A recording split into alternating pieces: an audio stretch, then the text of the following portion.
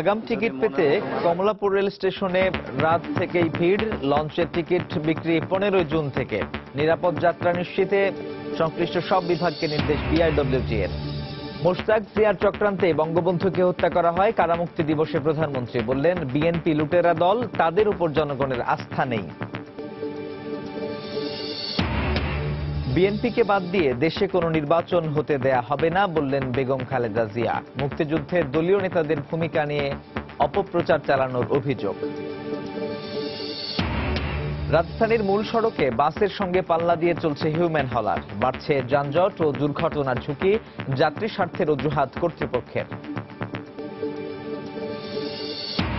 এবং ঘূর্ণিঝড় মোরায় বঙ্গোপসাগরে নিখোঁজ 70 জেলের সন্ধান মেলেনি এখনো। উদ্বেগ উৎকণ্ঠায় দিন কাটছে পরিবারের। সহায়তার আশ্বাস স্থানীয় সংসদ সদস্যের।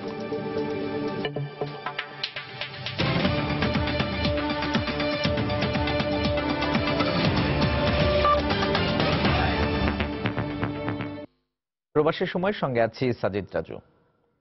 সোমবার থেকে শুরু হচ্ছে ট্রেনের আগাম টিকিট বিক্রি।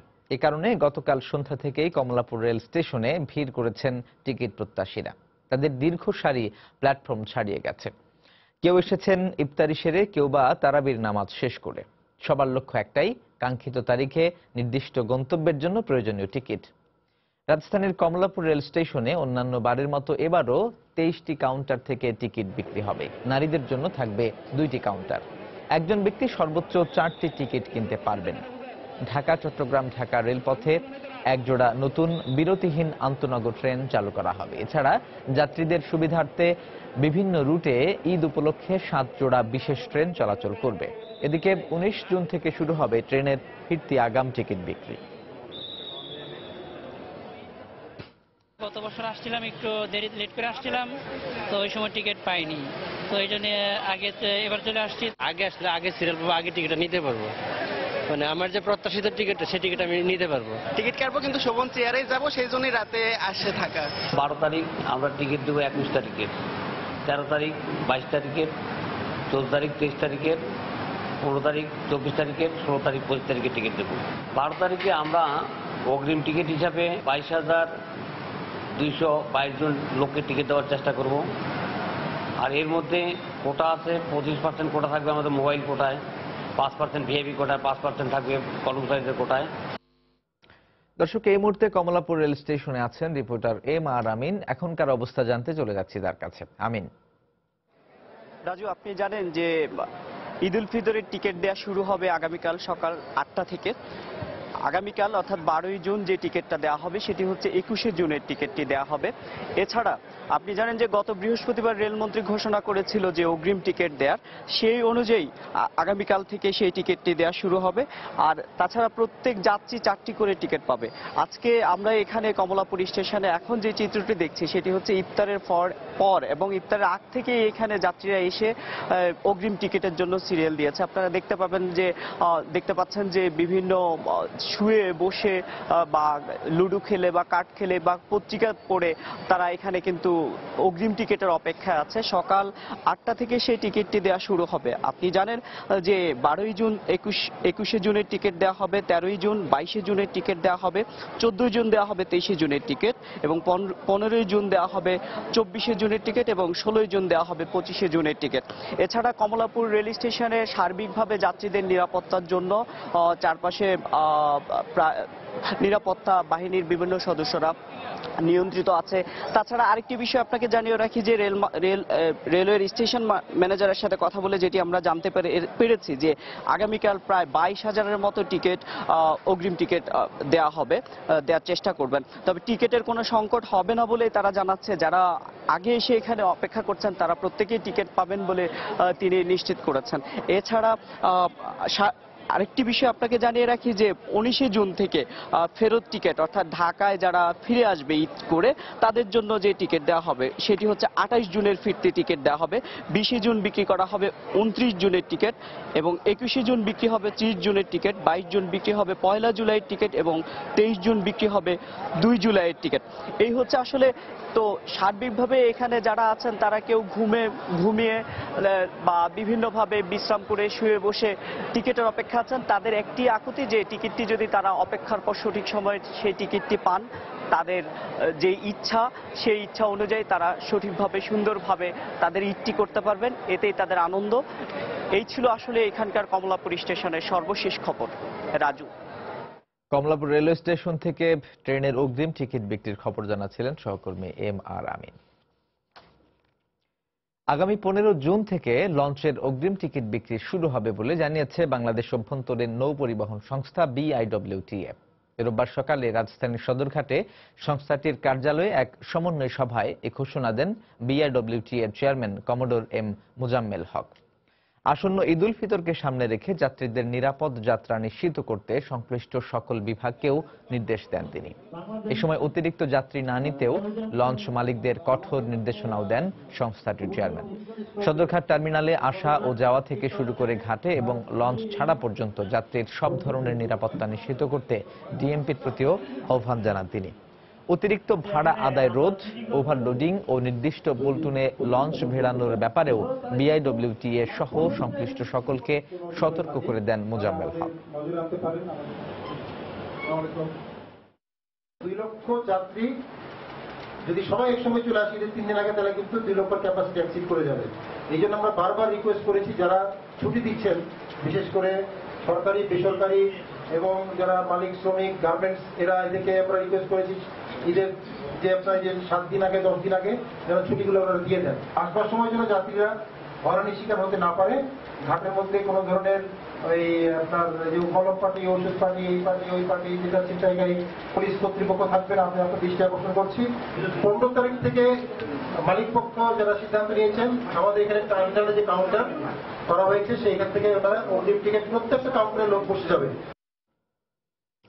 প্রবাসের সময় আরো থাকছে। চট্টগ্রামের হালি শহরে প্রাইভেট কার নিয়ন্ত্রণ হারিয়ে খাদে পড়ে 2 ভাই সহ 3 জন নিহত, গুরুতর আহত 1।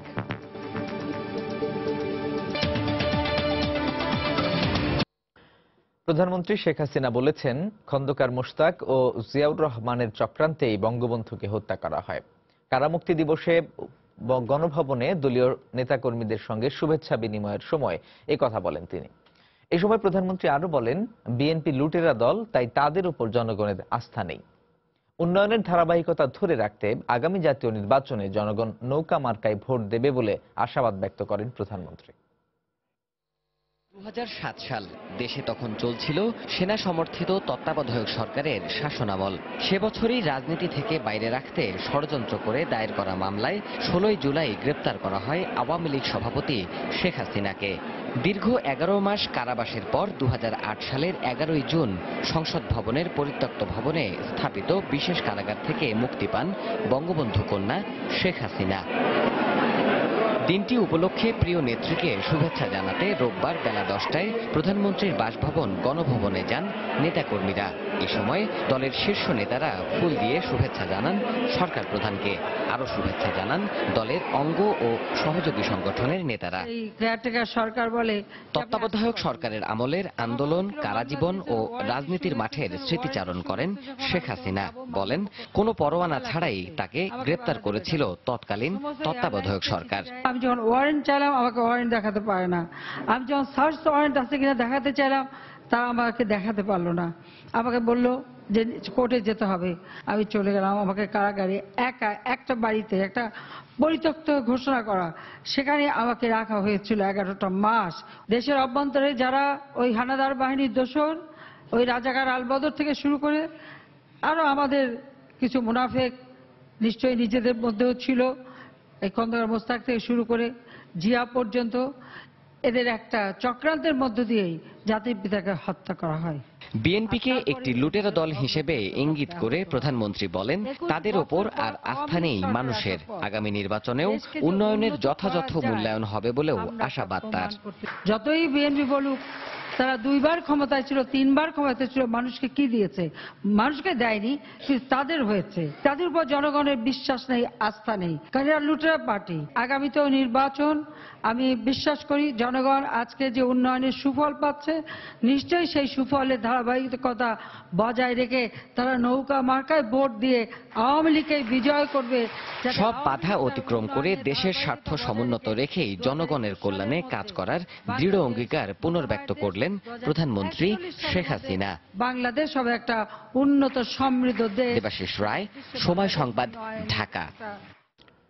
কাতারে চলমান বৈশ্বিক অস্থিরতার বিষয়ে বাংলাদেশ দৃষ্টি রাখছে বলে মন্তব্য করেছেন পররাষ্ট্রমন্ত্রী আবুল হাসান মাহমুদ আলী। প্রধানমন্ত্রী শেখ হাসিনার সুইডেনে দ্বিপাক্ষিক সফর উপলক্ষে মন্ত্রণালয়ে আয়োজিত সংবাদ সম্মেলনে তিনি আরো বলেন, এই সফরে দুদেশের মধ্যে পারস্পরিক সহযোগিতা, বাণিজ্য সম্প্রসারণ সহ বিভিন্ন ইস্যুতে গতিশীলতা আসবে। এই সফরের ফলে বাংলাদেশ ও সুইডেনের মধ্যে টেকসই উন্নয়ন লক্ষ্যমাত্রা এজেন্ডা 2030 অর্জনে পারস্পরিক সহযোগিতা, দ্বিপাক্ষিক বাণিজ্য বিনিয়োগে অধিকতর গতিশীলতা আনয়ন, অভিবাসন, জলবায়ু পরিবর্তন, জাতিসংঘ শান্তিরক্ষা মিশন, গ্লোবাল ডিল ইনিশিয়েটিভ এবং সন্ত্রাসবাদ ও সহিংস উগ্রবাদ নিরোধ সহ বিভিন্ন দ্বিপাক্ষিক ও বহুপাক্ষিক বিষয়ে দুদেশের সহযোগিতার ক্ষেত্র আরও গভীর ও প্রসারিত হওয়া ছাড়াও ইউরোপ এবং বৈশ্বিক পরিমণ্ডলে বাংলাদেশের ভাবমূর্তি আরও উজ্জ্বল হবে বলে প্রতীয়মান হয়। মুক্তিযুদ্ধের সময় বিএনপির জনপ্রিয় নেতাদের ভূমিকা নিয়ে নানা অপপ্রচার চালানো হচ্ছে বলে অভিযোগ করেছেন দলের চেয়ারপারসন বেগম খালেদা জিয়া। রাজধানীর গুলশানে ইমানুয়েলস ব্যাংকুয়েট হলে জাতীয়তাবাদী মুক্তিযোদ্ধা দলের আয়োজনে ইফতার পার্টিতে এই কথা বলেন তিনি। বিএনপিকে নির্বাচন থেকে দূরে রাখার নানা ষড়যন্ত্র চলছে উল্লেখ করে বেগম জিয়া বলেন, বিএনপিকে বাদ দিয়ে দেশে কোনো নির্বাচন হতে দেয়া হবে না। অত্যন্ত এলাকায় জনপ্রিয়, তাদের বিরুদ্ধে নানা রকম ভাবে অপপ্রচার চালাচ্ছে যে সে মুক্তিযুদ্ধের সময় সে এই করেছে, রাজাকারগিরি করেছে। এটা একটা তাদের নতুন ষড়যন্ত্র। তারা চায় না যে বিএনপি নির্বাচনে আসুক। বিএনপিকে বাদ দিয়ে দেশ কোনো নির্বাচন হবে না, হতে দেওয়া হবে না।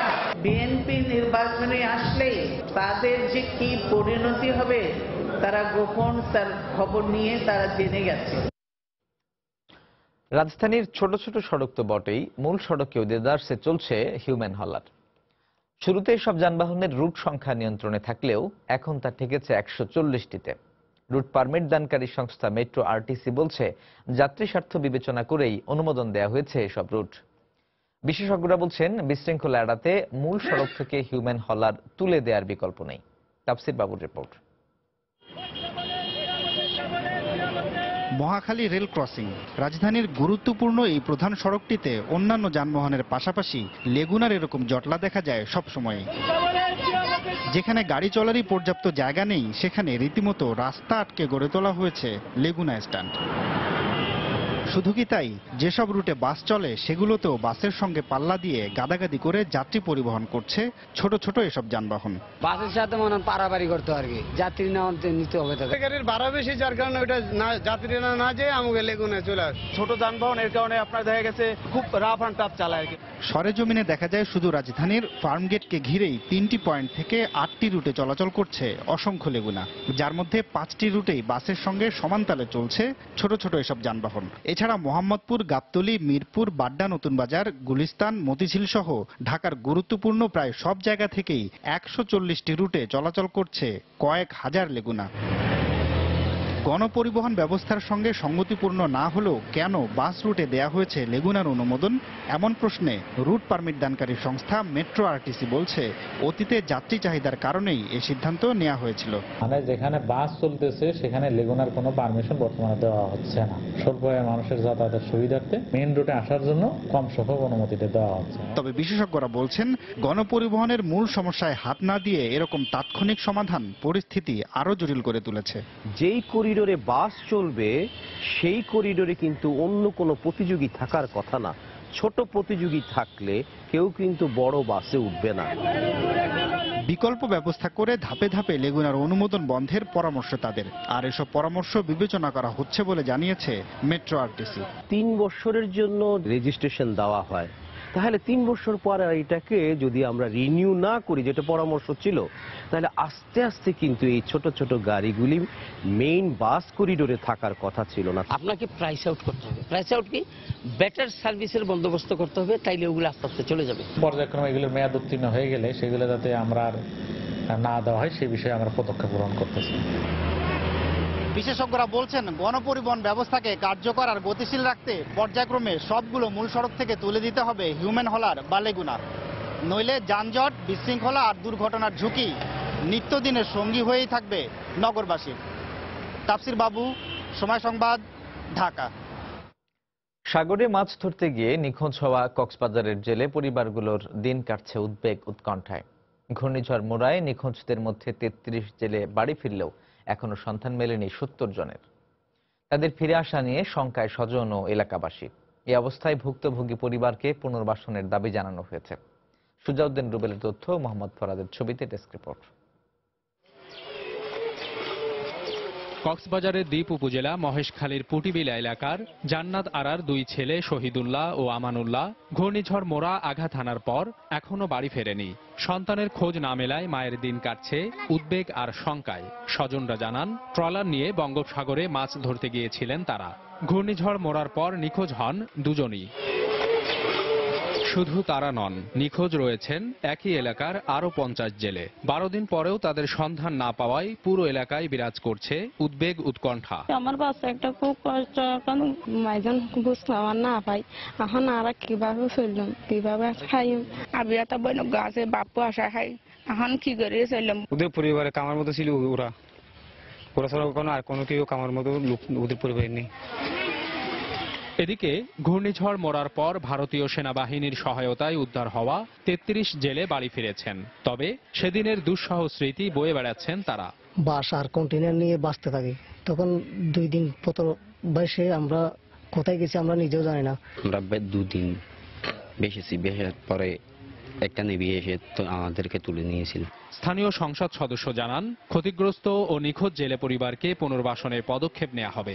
তাদের অভাব অনটনের মধ্যে দিন কাটাতে না হয়, তারা যাতে দুবেলা খেতে পারে তার জন্য পর্যাপ্ত ত্রাণ, আর্থিক সহযোগিতা এবং যাদের ঘর বাড়ি নাই তাদেরকে গৃহ নির্মাণ করে দেওয়া সহ আমরা বিভিন্ন পুনর্বাসনের কাজ শুরু করেছি।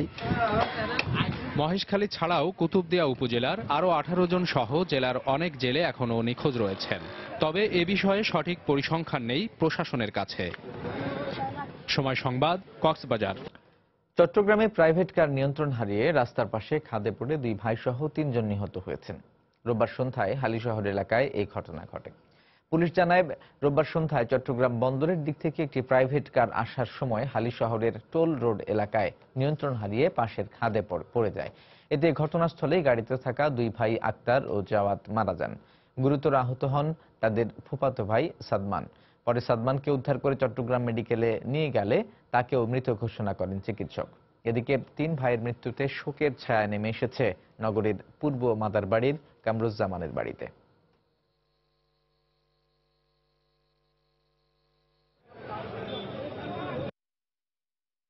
কন্ট্রোল করতে পারে নাই, খাদে পড়ে গেছে অনেক স্পিডে, নিয়ন্ত্রণ হারিয়ে উল্টে গেছে আর কি।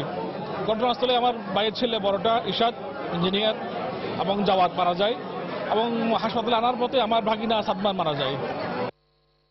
সেনা সমর্থিত তত্ত্বাবধায়ক সরকার ভয় পেয়ে প্রধানমন্ত্রী শেখ হাসিনাকে কারাবন্দী করেছিল বলে মন্তব্য করেছেন আওয়ামী লীগ নেতারা। তৃণমূল নেতাকর্মীরা আন্দোলন করে প্রধানমন্ত্রীকে মুক্ত করেছে বলেও মন্তব্য করেন তারা। রোববার সন্ধ্যায় ঢাকা মহানগর দক্ষিণ আওয়ামী লীগের উদ্যোগে প্রধানমন্ত্রীর কারামুক্তি দিবসের আলোচনা সভায় অনুষ্ঠিত হয়। অনুষ্ঠানে দলের সাধারণ সম্পাদক ওবায়দুল কাদের ভুইফোড় সংগঠনের অনুষ্ঠানে না নিতে নেতাকর্মীদের আহ্বান জানান।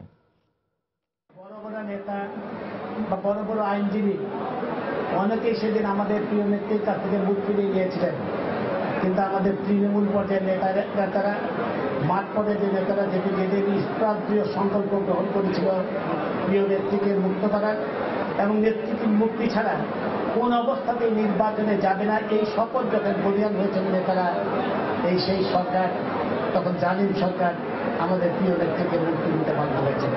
জননেত্রী শেখ হাসিনার নেতৃত্বেই আজকে বাংলাদেশে গণতন্ত্র প্রতিষ্ঠিত হয়েছে। তাই সেদিন খালেদা জিয়াকে গ্রেপ্তার করার আগে জননেত্রী শেখ হাসিনাকে গ্রেপ্তার করা হয়েছিল। জননেত্রী শেখ হাসিনাকে গ্রেপ্তার করার মধ্য দিয়ে গণতন্ত্রের পায়ে শিকল পরিয়ে দেওয়া হয়েছিল। বিএনপির মতো ইফতার সামনে রেখে রোজা রেখে মিথ্যাচারের আসর আওয়ামী লীগ পছন্দ করে না।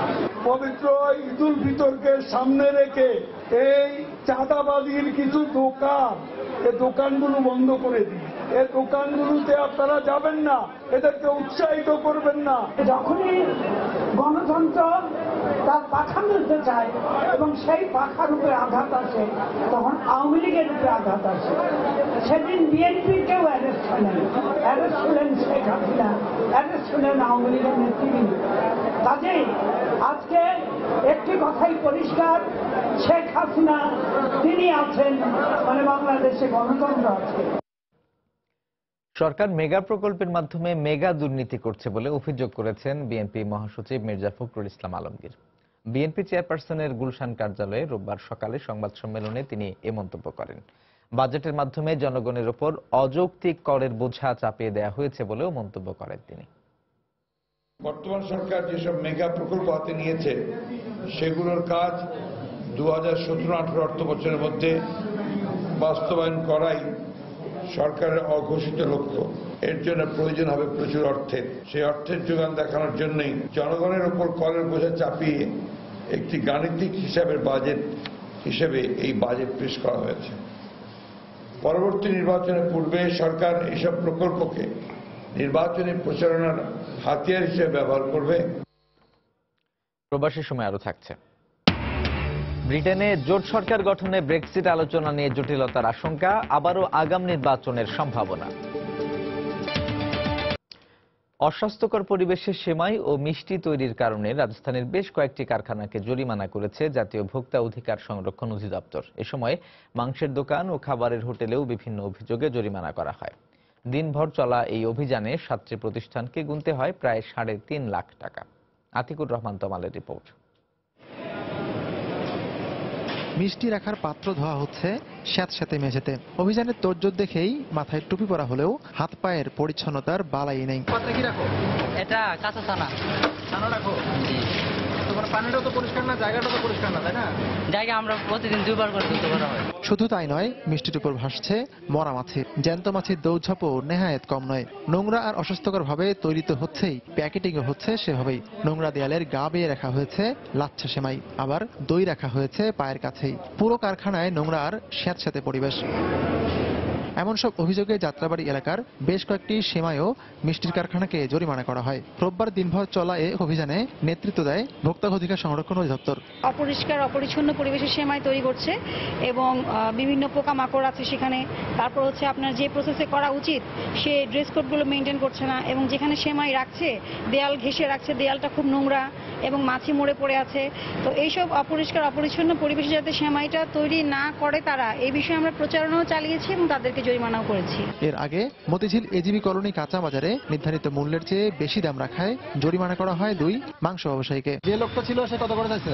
500 টাকা। 500 টাকা চাইছে। হ্যাঁ। আরে বাবা, আমি তো ওয়াশরুমে গেছিলাম। শুক্র এবং শনিবার বন্ধের দিন হলেও রমজানের বাকি সব দিনগুলোতেই এই অভিযান চলবে, এমনটাই জানিয়েছেন অধিদপ্তরের কর্মকর্তারা। আতিকুর রহমান তমাল, সময় সংবাদ, ঢাকা। ঈদুল ফিতরের প্রধান জামাত জাতীয় ঈদগাহে সকাল 8:30টায় অনুষ্ঠিত হবে বলে জানিয়েছেন ধর্মমন্ত্রী অধ্যক্ষ মতিউর রহমান। রোববার দুপুরে সচিবালয়ে নিজ মন্ত্রণালয়ে একান্ত মন্ত্রণালয় সভা শেষে সাংবাদিকদের তিনি একথা বলেন। তবে প্রতিকূল আবহাওয়া থাকলে প্রধান জামাত সকাল 9টায় অনুষ্ঠিত হবে জাতীয় মসজিদ বাইতুল মোকাররমে। প্রতি বছরের ন্যায় এবছরও ঈদুল ফিতর 2017 যথাযথভাবে উদযাপনের লক্ষ্যে ধর্ম বিষয়ক মন্ত্রণালয় প্রয়োজনীয় কার্যক্রম গ্রহণ করেছে। আবহাওয়া অনুকূলে থাকলে ঈদুল ফিতরের প্রধান জামাত জাতীয় ঈদগাহ হাইকোর্ট প্রাঙ্গণে সকাল 8:30টায় অনুষ্ঠিত হবে। আবহাওয়া প্রতিকূল হলে প্রধান জামাত সকাল 9টায় বাইতুল মোকাররম জামে মসজিদে অনুষ্ঠিত হবে। প্রয়োজনীয় নিরাপত্তা বিধানে যারা সব বাহিনী প্রস্তুত থাকবে নিরাপত্তার জন্য, ইনশাল্লাহ কোনো অসুবিধা হবে না। ঈদ যতই ঘনিয়ে আসছে রাজধানীর শপিং মলগুলোতে বাড়ছে ক্রেতাদের ভিড়। দিনভর লোক সমাগম কম হলেও ইফতারের পর জমজমাট হয়ে উঠছে মার্কেটগুলো। ঘুরে ঘুরে মনের মতো পোশাক কেনার পাশাপাশি নানা অনুষঙ্গও কিনছেন ক্রেতারা। বিদেশি পোশাকের পাশাপাশি দেশি পোশাকের দিকেও এবারে ঝোঁক রয়েছে ক্রেতাদের। নামি দামি ব্র্যান্ডের সাথে রয়েছে নন ব্র্যান্ড পোশাকের চাহিদা। যদিও অন্যান্য বারের তুলনায় এবারের বিক্রি বাট্টায় খুব বেশি সন্তুষ্ট নন ক্রেতারা, তবে সামনের দিনগুলোতে প্রত্যাশা পূরণের আশা তাদের।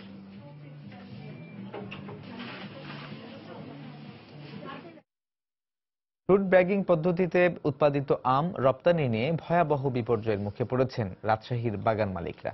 চলতি মৌসুমে তাদের কাছ থেকে কোনো আম নেননি রপ্তানিকারকরা। এছাড়া রপ্তানিযোগ্য আমের দাম নির্ধারণ না করায় এবার বড় ধরনের লোকসানের শঙ্কা বাগান মালিকদের।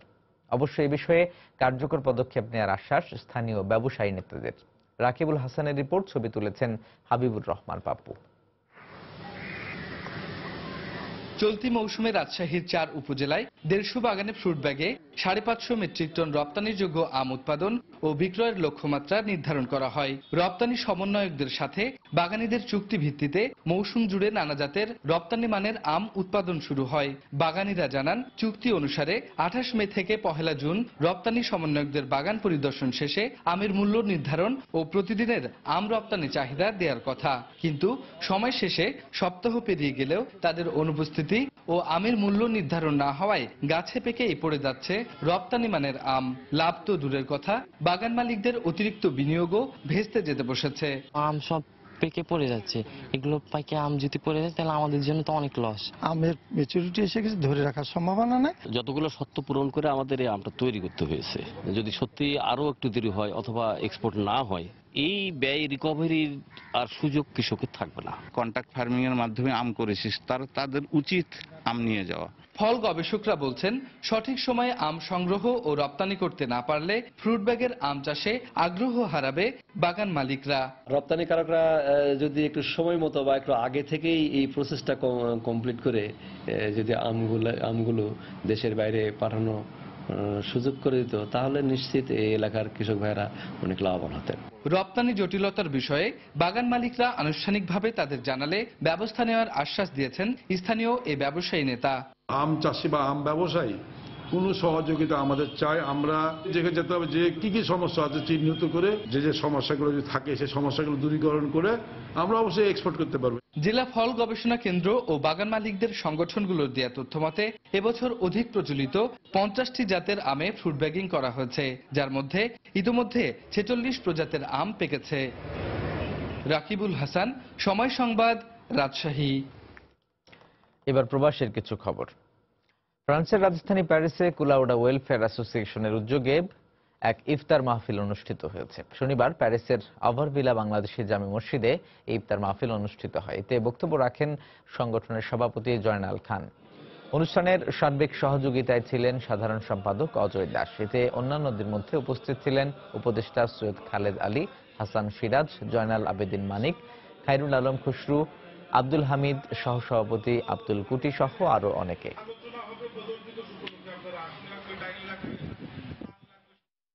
আরব আমিরাতে প্রবাসী বাংলাদেশিদের অবস্থান সুসংহত করতে সে দেশের আইন মেনে চলার প্রতি গুরুত্ব আরোপ করেছেন দেশটিতে নিযুক্ত বাংলাদেশের রাষ্ট্রদূত doctor Mohammad Imran. Dubai Bangladesh consulate জেনারেলের উদ্যোগে আয়োজিত এই ইফতার মাহফিলের প্রধান অতিথির বক্তব্যে তিনি এই কথা বলেন। মিজানুর রহমানের সঞ্চালনায় এবং কনসাল জেনারেল বদিরুজ্জামানের সভাপতিত্বে কনসুলেট প্রাঙ্গণে অনুষ্ঠিত ইফতার মাহফিলে আরও বক্তব্য রাখেন কাউন্সিলর জাকির হোসেন সহ কমিউনিটির অন্যান্য নেতৃবৃন্দ। এবার দেশের বাইরের খবর। সমর্থন বাড়াতেই ব্রিটেনে আগাম নির্বাচনের ঘোষণা দিয়েছিলেন প্রধানমন্ত্রী থেরেসা মে। তবে ফল হয়েছে উল্টো। বরং আগের চেয়ে 12টি আসন কম নিয়ে অন্য দলের সমর্থনে ব্রিটেনে এবার সরকার গঠন করতে হচ্ছে থেরেসা মেকে। আর তাই ব্রেক্সিট প্রক্রিয়ায় নানা জটিলতার আশঙ্কা করছেন রাজনীতিবিদরা। এই পরিস্থিতিতে আবারও আগাম নির্বাচনের সম্ভাবনা দেখছেন বিশ্লেষকরা। লন্ডন থেকে শোয়েব কবিরের রিপোর্ট। ধারণা করা হয়েছিল ব্রিটেনের মধ্যবর্তী নির্বাচনের পরেই ব্রেক্সিট প্রক্রিয়া গতি পাবে। তবে একক সংখ্যাগরিষ্ঠতা না পাওয়ায় কনজারভেটিভ সরকারের জন্য ব্রিটেন ইউরোপের দীর্ঘদিনের সম্পর্কের বিচ্ছেদ প্রক্রিয়ায় নতুন চ্যালেঞ্জের মুখে পড়তে যাচ্ছে বলে মনে করেন বিশ্লেষকরা। পুরো যাতে ওনাকে একটা ঐক্যবদ্ধ মেসেজ দেবে, ওনার হাত স্ট্রং স্টেবল লিডারশিপ পাবেন, একক সংখ্যাগরিষ্ঠতা পাবেন এবং ওনার ইন্টারেস্ট ছিল 2/3 হয়তো পেয়ে যেতে পারেন, কিন্তু মধ্যবর্তী নির্বাচনে পুরো উল্টো ঘটেছে। যার কারণে প্রতিটা পদক্ষেপে ব্রেক্সিটের ব্যাপারে টেরেসা মেকে চ্যালেঞ্জের সম্মুখীন হতে হবে। জোটবদ্ধ হওয়ায় ব্রেক্সিট আলোচনায় জটিলতার আশঙ্কা করছেন রাজনীতিবিদরা। এছাড়া দুর্বল সরকারের অধীনে দেশ পরিচালনার ঝুঁকিও রয়েছে যুক্তরাজ্যের সামনে। রাজনৈতিক অস্থিরতা, অনিশ্চয়তা এবং অর্থনৈতিক সর্বোপরি ব্রেক্সিট আলোচনায় যে বঙ্গুর রাজনৈতিক শক্তি নিয়ে যে সরকার যাবে, সেই ক্ষেত্রে কিন্তু খুব একটা ভালো ব্রিটেনের জন্য ফলাফল আসবে না, এটা নিশ্চিত। তবে ডেমোক্রেটিক ইউনিয়নিস্ট পার্টির সমর্থনে সরকার গঠনের কারণে আবারও আগাম নির্বাচনের সম্ভাবনা রয়েছে বলে মনে করেন কনজারভেটিভ দলের এই নেতা। গভর্নমেন্ট যেহেতু একটা অঞ্চল ভিত্তিক পার্টিকে নিয়ে গঠন করা হয়েছে, তো তাদের পলিসিগত ডিফারেন্স থাকতেই পারে। আর যখন এটার পলিসির ডিফারেন্স হয়ে যাবে, একটা বিগ অপরচুনিটি আছে হয়তো ইলেকশন হওয়ার সম্ভাবনা, মধ্যবর্তী নির্বাচন। আগামী 19 জুন ইউরোপীয় ইউনিয়নের সঙ্গে যুক্তরাজ্যের ব্রেক্সিট আলোচনা শুরু হতে যাচ্ছে। এই বিচ্ছেদ প্রক্রিয়া সম্পন্ন করতে যুক্তরাজ্যের হাতে 2019 সালের মার্চ পর্যন্ত সময় রয়েছে। থেরেসা মে হয়তো ভেবেছিলেন এই নির্বাচনের মাধ্যমে ব্রেক্সিট ইস্যুতে নিজের অবস্থানটাকে আরো শক্তিশালী করে তুলবেন। সেটিতে হলো না, বরং নিজের নেতৃত্ব নিয়ে সৃষ্টি হয়েছে জটিল সমীকরণ। ব্রেক্সিট ইস্যুতে দর কষাকষির পাশাপাশি নিজের টিকে থাকার লড়াইটিও এখন নতুন চ্যালেঞ্জ বলে মনে করছেন অনেকে। শোয়েব কবির, সময় সংবাদ, লন্ডন।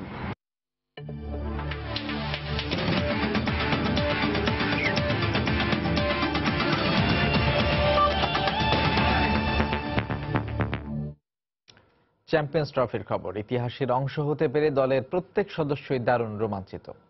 তবে চ্যাম্পিয়ন্স ট্রফির স্বপ্নযাত্রা সেমিফাইনাল নয়, বরং বাংলাদেশ নিয়ে যেতে চায় ফাইনাল পর্যন্ত, জানিয়েছেন পেসার তাসকিন আহমেদ। সেমিফাইনাল খেলতে কার্ডিফ থেকে বার্মিংহাম গেছে টাইগাররা। সুমন সরকারের ক্যামেরায় কার্ডিফ থেকে সাজিদ মুস্তাহিদের রিপোর্ট। সবাই অনেক এক্সাইটেড সেমিফাইনালের জন্য এবং অনেক খুশি, এবং একটা হিস্টোরি হতে যাচ্ছে। আশা করি সামনে আল্লাহর রহমত করলে ফাইনালও যেতে পারি আমরা। গেল কদিন ধরেই কার্ডিফের আকাশ ছিল মেঘলা, কিন্তু বাংলাদেশের ক্রিকেটে নতুন সূর্যোদয়ের ক্ষণে গোমরামুখ করে থাকতে পারেনি কার্ডিফের আকাশও। তাই হয়তো টাইগারদের বিদায়টা হাসি মুখেই দিল কার্ডিফ। নিজেদের ক্রিকেট ইতিহাসে সবচেয়ে বড় অর্জন বাংলাদেশ ক্রিকেট দলের। সেরাদের সেরার আসর চ্যাম্পিয়ন্স ট্রফির সেমিফাইনালের মঞ্চে মাশরাফির দল এবার এগিয়ে যাওয়া নতুন স্বপ্নের পথে, যে রোমাঞ্চ ছুঁয়ে যাচ্ছে দলের সবাইকে। নিউজিল্যান্ডের বিপক্ষে জয়টা হয়তো ধরা দিয়েছে সাকিব মাহমুদুল্লাহর অতিমানবীয় ব্যাটিংয়ে, কিন্তু তার আগে তাসকিন মোসাদ্দেকের বোলিংয়েই স্বপ্ন দেখতে শুরু করেছিল টাইগাররা। সেমিফাইনালে করণীয়টা কি তা যেন মনে করিয়ে দিলেন তাসকিন। টিম গেম, সবারই কন্ট্রিবিউশন অনেক ইম্পর্টেন্ট, সবাই অনেক আল্লাহর রহমতে সবার কন্ট্রিবিউশন না থাকলে তো আমরা সেমিফাইনালে যাওয়াটা সম্ভব হতো না। বাট সবচেয়ে ভালো লাগতেছে যে আমি যেদিন আসছিলাম এয়ারপোর্টে বলছিলাম যে ইনশাল্লাহ আমরা সেমিফাইনাল খেলবো, তো ফাইনালি সেমিফাইনালে আছি আমরা। তো আল্লাহ যদি রহমত করে ফাইনাল খেলারও আশা করি ইনশাল্লাহ। আশা করি সামনের ম্যাচতে নেক্সট ম্যাচের ভুলগুলো শুধরানোর চেষ্টা করবো আরো। মাশরাফি ও সাকিব ছাড়া বাংলাদেশ দলের প্রত্যেক সদস্যেরই চ্যাম্পিয়ন্স ট্রফিতে খেলার অভিজ্ঞতাটা প্রথম। বিশ্বকাপে খেললেও চ্যাম্পিয়ন্স ট্রফিতে খেলাটাও শিহরণ জাগাচ্ছে তাসকিনের। এটা আসলে গ্রেট এক্সপেরিয়েন্স, স্পেশালি চ্যাম্পিয়ন্স ট্রফির মতো আসরে, আর তার মধ্যে সেমিফাইনালে আমরা। তো এটা আসলে ভাষায় প্রকাশ করার মতো না যে কতটুকু মানে খুশি আর। বার্মিংহামের কন্ডিশন পরিচিত বাংলাদেশের। পাকিস্তানের বিপক্ষে প্রস্তুতি ম্যাচটা এ মাঠেই খেলেছিল টাইগাররা। নতুন পথ, নতুন মিশনে টাইগাররা। চ্যাম্পিয়ন্স ট্রফির সেমিফাইনাল। কার্ডিফ বাংলাদেশকে দিয়েছে দুহাত ভরে, এখন অপেক্ষা বার্মিংহামে। কার্ডিফের টিম হোটেলের সামনে থেকে সাজিদ মুস্তাহিদ, সময় সংবাদ, ওয়েলস। বাংলাদেশ ক্রিকেট দলের বর্তমান অবস্থানে গর্বিত ক্রিকেট বোর্ডের সাবেক সাধারণ সম্পাদক ও এসিসির সাবেক প্রধান নির্বাহী সৈয়দ আশরাফুল হক। সময় সংবাদকে তিনি জানান, টাইগারদের ওয়ানডের সাফল্য ধরে রাখার সঙ্গে দেশের বাইরেও নিয়মিত টেস্ট খেলতে হবে বড় দলগুলোর বিপক্ষেও। আশরাফুল হকের সাক্ষাৎকার নিয়ে সাজিদ মুস্তাহিদের রিপোর্ট। ক্যামেরায় ছিলেন সুমন সরকার। পরিচিত হয়ে ওঠেনি। এখন তো আন্তর্জাতিক মঞ্চে সত্যিকার অর্থেই টাইগারের মতো পারফরমেন্স করছে বাংলাদেশ, যাতে গর্বের শেষ নেই এই ক্রীড়া সংগঠকের। বাংলাদেশকে এই অবস্থায় দেখবো এটা আমি কোনো সময় ধারণা করতে পারিনি, এবং আমি অত্যন্ত খুশি, অত্যন্ত আশাবাদী যে আমরা হয়তো আরো ভালো খেলতে পারবো। এবং আমার কাছে এটা একটা ব্যক্তিগতভাবে I feel very very proud যে আমি একজন বাংলাদেশি, আর বাংলাদেশ টিম এত সুন্দর খেলছে।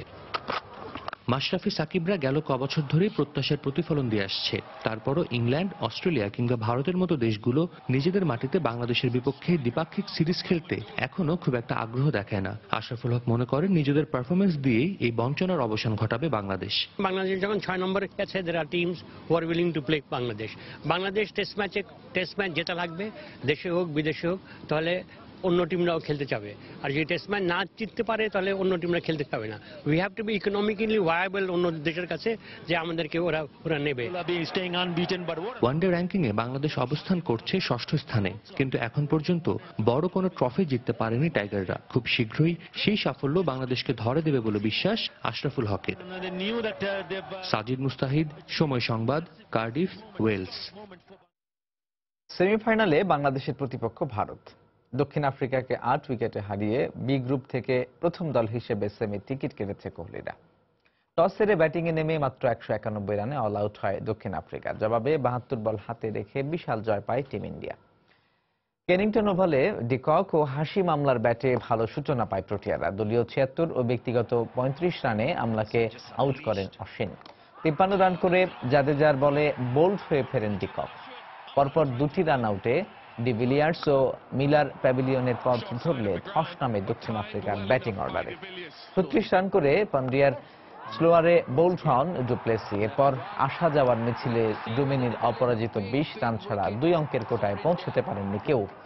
ভুবনেশ্বর ও বুমরাহ 2টি করে উইকেট নিয়ে প্রোটিয়াদের মাত্র 191 রানেই থামিয়ে দেন। জবাব দিতে নেমেই হেসে খেলেই জিতেছে ভারত। দলীয় 23 রানে মর্কেলের বলে রোহিত শর্মা সাজঘরে ফিরলেও 128 রানে জুটি গড়েন কোহলি ও ধাওয়ান। আসরে নিজের দ্বিতীয় 50 তুলে 78 রান করে আউট হন ধাওয়ান। এরপর ক্যারিয়ারের 41তম 50তে জয় নিয়েই মাঠ ছাড়েন কোহলি। তিনি অপরাজিত 76 ও যুবরাজ করেন 23 রান। নেট রান রেটে এগিয়ে থাকায় ভারতেরই বি গ্রুপের চ্যাম্পিয়ন হওয়ার সম্ভাবনা সবচেয়ে বেশি। সেক্ষেত্রে 15 জুন সেমিফাইনালে বাংলাদেশের প্রতিপক্ষ হবে কোহলিরাই। এ পর্যায়ে শীর্ষ সংবাদগুলো জানিয়ে দিচ্ছি আরো একবার। আগাম টিকিট পেতে কমলাপুর রেলওয়ে স্টেশনে রাত থেকেই ভিড়। লঞ্চের টিকিট বিক্রি 15 জুন থেকে। নিরাপদ যাত্রা নিশ্চিতে সংশ্লিষ্ট সব বিভাগকে নির্দেশ বিআইডব্লিউটিএর। মোশতাক জিয়ার চক্রান্তেই বঙ্গবন্ধুকে হত্যা করা হয়। কারামুক্তি দিবসে প্রধানমন্ত্রী বললেন, বিএনপি লুটেরা দল, তাদের উপর জনগণের আস্থা নেই। বিএনপিকে বাদ দিয়ে দেশে কোনো নির্বাচন হতে দেয়া হবে না বললেন বেগম খালেদা জিয়া। মুক্তিযুদ্ধে দলীয় নেতাদের ভূমিকা নিয়ে অপপ্রচার চালানোর অভিযোগ। রাজধানীর মূল সড়কে বাসের সঙ্গে পাল্লা দিয়ে চলছে হিউম্যান হলার। বাড়ছে যানজট ও দুর্ঘটনার ঝুঁকি। যাত্রী স্বার্থের অজুহাত কর্তৃপক্ষের। এবং ঘূর্ণিঝড় মোরায় বঙ্গোপসাগরে নিখোঁজ 70 জেলের সন্ধান মেলেনি এখনো। উদ্বেগ উৎকণ্ঠায় দিন কাটছে পরিবারের। সহায়তার আশ্বাস স্থানীয় সংসদ সদস্যের। এই ছিল প্রবাসী সময়ে। যে কোনো খবর পেতে ভিজিট করুন সময়নিউজ.টিভি। যে কোনো বাংলা লিংক রবি নম্বর থেকে সময় সংবাদের খবর, অনুষ্ঠান সূচি জানতে এবং যে কোনো তথ্য সময় সংবাদকে জানাতে ডায়াল করুন 16242 নম্বরে। এছাড়া এইমাত্র পাওয়া খবর আপনার মোবাইলে পেতে SMS করুন *BN লিখে পাঠিয়ে দিন 16242 নম্বরে। সঙ্গে থাকুন সময়।